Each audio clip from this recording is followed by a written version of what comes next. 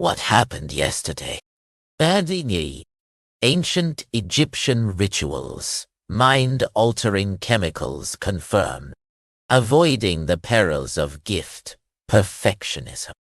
Hong Kong democracy advocates jailed in landmark case. This and more in your Nugget news for 19 November 2024.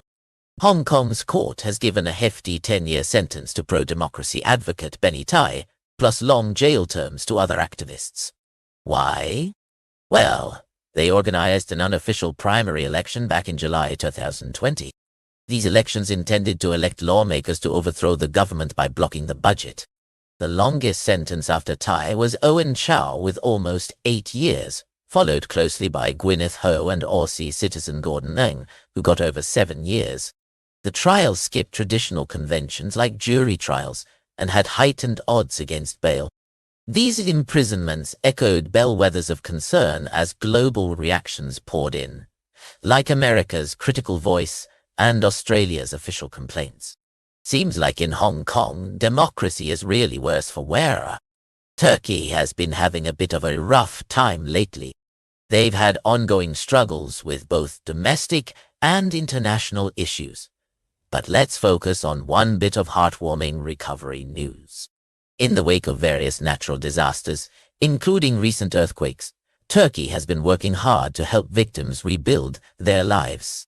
Relief agencies and the government have worked tirelessly to provide aid and support, all while the country continues to balance its political intricacy. It's a juggling act of epic proportions.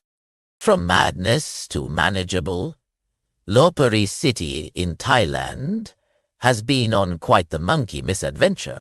Once cherished playmates, these macaques turned to ferocious mischief makers after tourists stopped feeding them during the pandemic. Residents found their hands more full than their hearts, as these rowdy primates resorted to daylight robbery for snacks and caused quite the scene. But don't worry, the government swung into action with a full plan. Sterilize the noisy neighbors and give them some designated real estate to monkey around in. Authorities hope to keep the peace passionately intact while keeping these pranksters as part of Lopburi's charm. Who knew that taking care of monkey business would lead to translation fame for little Lopburi? Researchers have now confirmed that ancient Egyptians used hallucinogens in their sacred rituals, as highlighted by a thorough analysis of a ceremonial mug adorned with the head of bees, a deity known for protection and fertility. The new findings, published in scientific reports, confirm the presence of hallucinogenic substances used in religious practices.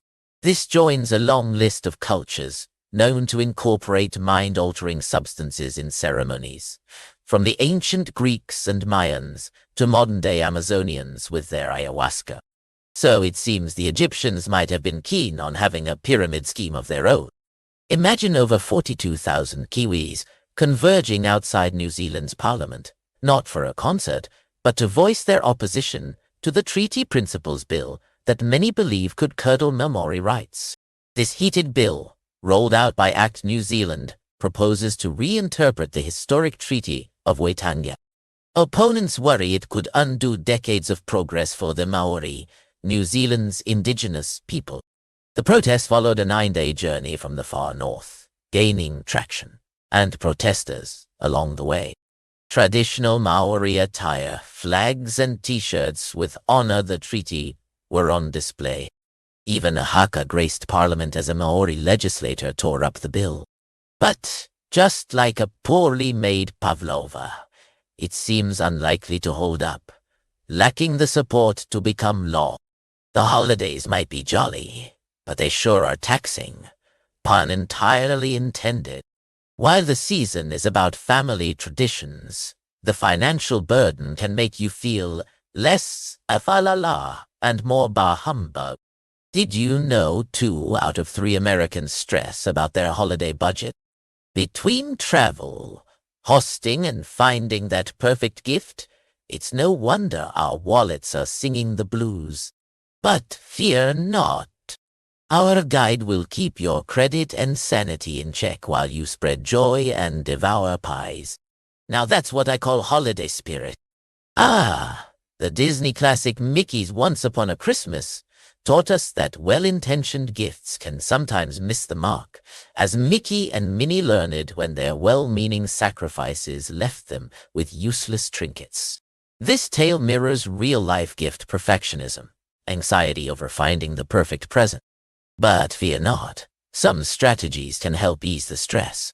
Start by managing expectations, both yours and others. Set limits on your holiday spending and remember, it's genuinely the thought that counts. And when in doubt, just ask. Creating a wish list culture can be a lifesaver. Instead of a buying bonanza, why not consider heartfelt actions like charitable donations? Because at the end of the day, the best gifts leave us feeling merry, not marred. It's like gift giving. Stick to being thoughtful and skirt the chaos. Hey everyone, are scientists in the lab of public skepticism?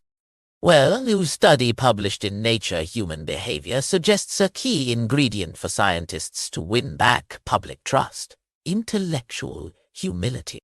Research shows that during the COVID-19 pandemic, trust in scientists took a nosedive, plunging from 87% in April 2020 to a chilly 73% in October 23. Pew Research Center data indicates a slow recovery, with only a 3% trust boost since hitting that low. So, what's the recipe to mend this trust gap? Enter intellectual humility, admitting you don't know everything and being open to fresh perspectives. Just like in the world of science, it's all about the uncertainty, and embracing it might just win the public's trust again. Is intellectual humility the missing puzzle piece scientists need to piece together public trust? Stay tuned. That is all. Remember to like and subscribe and all that stuff.